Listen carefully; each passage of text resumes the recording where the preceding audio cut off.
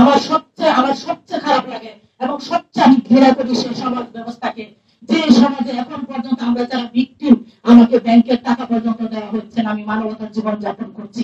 আমি কিসের ভিত্তিতে কার উপর আমি আস্থা রাখবো? একবার বলতে পারেন?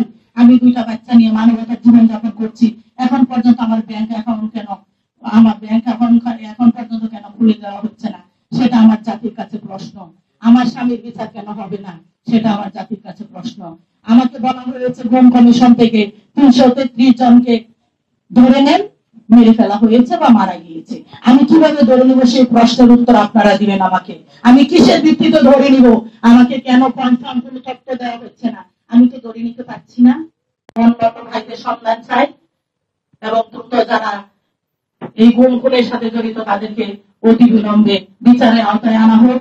আইনগর কারা বিলুপ্ত করেছে আপনারা জানেন না? আমি জানি আইনগর কারা বিলুপ্ত করেছে। তাদেরকে কোনো আইনি নোটিশ দেওয়া হয়েছে? তোমরা কেন আইনগর বিলুপ্ত করেছ? আপনাদের কি মনে হয় না এই ব্যক্তিগুলো সেই গুমের সাথে জড়িত যারা আইনগর বিলুপ্ত করেছেন? এখন পর্যন্ত গুমের বিচারে বাধাপ্রাপ্ত কারা আপনারা জানেন না?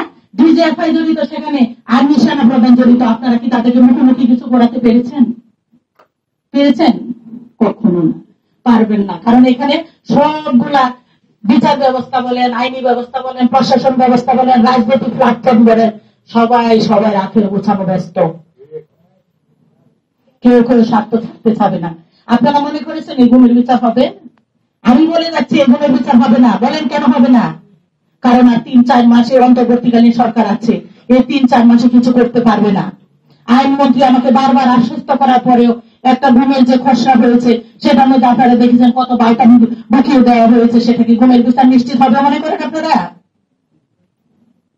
কখনো হবে না। আরেকটা রাজনীতি প্ল্যাটফর্ম আসবে যখন, তারা কি তাদের চেয়ারে বাঁচানোর জন্য প্রশাসনকে পদোন্নতি দিবে না? তারা গুমের সাথে জড়িত দিবে।